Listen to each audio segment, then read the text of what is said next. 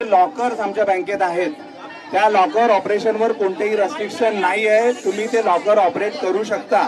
जो बँकेचा working time आहे त्या वर्किंग टाइम मध्ये आम्ही तुम्हाला ते अलाउड करतोय. इव्हन दो मॉर्निंग पासून आम्ही ती शर्तीचे प्रयत्न करतोय की कुठलाही माणूस रिटर्न जाऊ नये. तुमचं कॉपरेशन त्यामध्ये आम्हाला मिळालंय आणि ते असंच मिळून राहू देत. दुसरा प्रश्न जसा या साहेबांनी विचारला की रेस्ट्रिक्शन्स आणि पुढचं, तर त्या रिगार्डिंग आम्हाला त्या सर्क्युलर प्रमाणे जसं सांगायला तुम्हाला जे सांगितलंय की बँक जी आहे ती अंडर ऑब्झर्वेशन आहे आरबीआयच्या गाईडलाईन्सच्या. तर त्यानुसार त्या ऑब्झर्वेशन नंतर 90 दिवसानंतर त्यांचे जे काही डिसिजन येतील त्यानुसार बँक ऍक्ट करेल. आता यामध्ये कन्सर्न ऑथॉरिटी आहे, त्यांना पण आम्ही बोलवलं सेंट्रल ऑफिसमधून. तर लॉकर ऑपरेशन ज्यांना करायचे त्यांनी एक मार्ग धरा आणि ज्यांचं सेव्हिंग्स करंट आणि टर्म डिपॉझिट रिगार्डिंग जे काही आहेत क्वेरीज त्यांनी थोडंसं थांबा. आमची एक ऑथॉरिटी येणार आहे.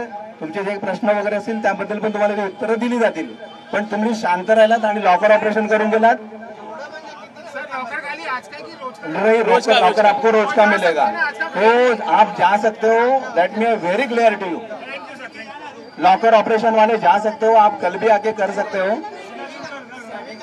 सेविंग्स करंट और टीडी के लिए जो भी है वो अथॉरिटी हमने बुलाई है, वो आके आपसे बात करेगी. लेकिन अगर लॉकर के लिए जो लोग पैनिक है वो आप पैनिक मत हो जाइए. आपके लिए कल भी ये फैसिलिटी हम लोग अलाउ करेंगे. आगे उद्या वर्किंग टाइम मध्ये सेविंग करंट से बोला है.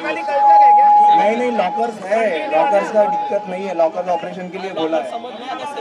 सेविंग करंट येणार आहेत. मी तुम्हाला तेच सांगतोय 90 दिवसानंतर रिस्ट्रिक्शन भेटतील तुम्हाला असं बोला. आरडी आणि सेव्हिंग्स अकाउंट या रिगार्डिंग जे काही डिमांड डिपॉझिट आहेत त्या डिमांड डिपॉझिट बद्दल आमची एक वेगळी ऑथॉरिटी येणार आहे. ते तुम्हाला गाईड करतील त्या बाबतीत. त्याच्याबद्दल आता येणार आहेत.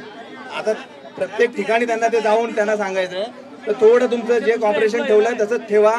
लॉकरवाल्यांना ज्यांना वाटतंय की ते उद्या येऊ शकतात, परवा येऊ शकतात, त्यांनी थोडासा वेळ घेतला तरी चालेल. अरे यार लॉकर का बोल दिया ना एक बार. Okay thank you.